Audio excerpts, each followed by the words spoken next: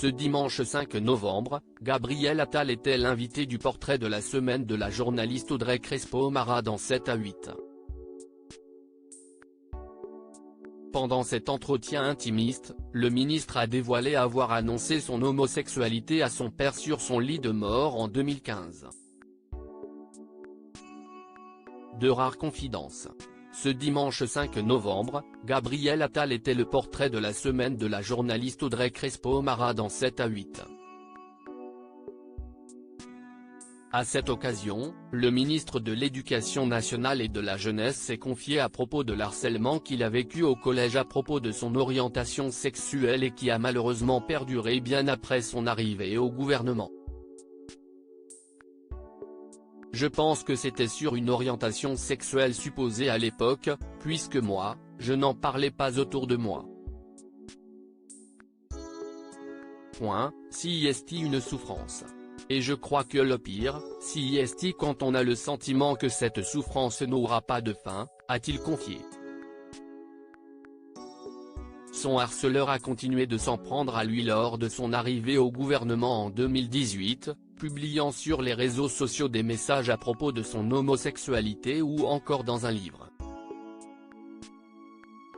Si Gabriel Attal a affirmé que les attaques de cette personne ne le touchaient plus, il regrette profondément qu'elle ait annoncé son orientation sexuelle. Il y a des proches avec qui je n'en avais pas forcément parlé.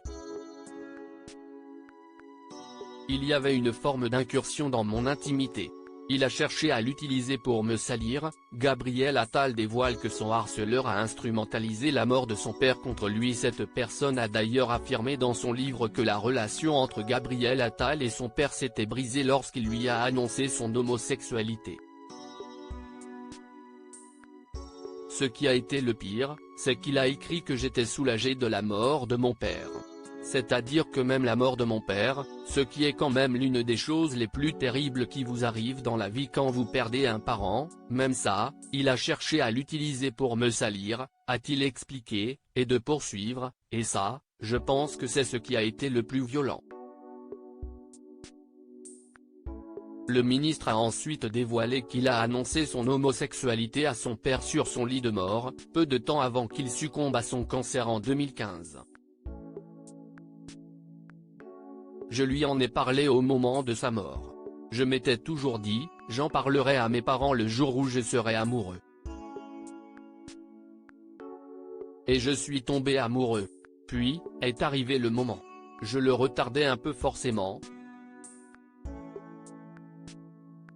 Mais j'avais envie de leur présenter. En quelques jours, il est parti. Gabriel Attal se confie à propos de la mort de son père d'un cancer foudroyant. Gabriel Attal a alors fait de terribles confidences à propos des circonstances de la mort de son père. Je me souviens, on était parti en week-end, et puis, pendant ce week-end, j'ai appris que mon père avait été hospitalisé. On lui a diagnostiqué un cancer foudroyant et en quelques jours, il est parti. On avait fait le choix avec mes sœurs de ne pas lui dire qu'il allait mourir, a-t-il partagé. Les médecins leur ont expliqué qu'ils allaient devoir augmenter drastiquement les médicaments de leur père pour ne pas qu'il souffre, leur laissant alors seulement 2 heures pour lui parler avant qu'il ne s'endorme à cause du dosage, et qu'il ne décède quelques jours plus tard.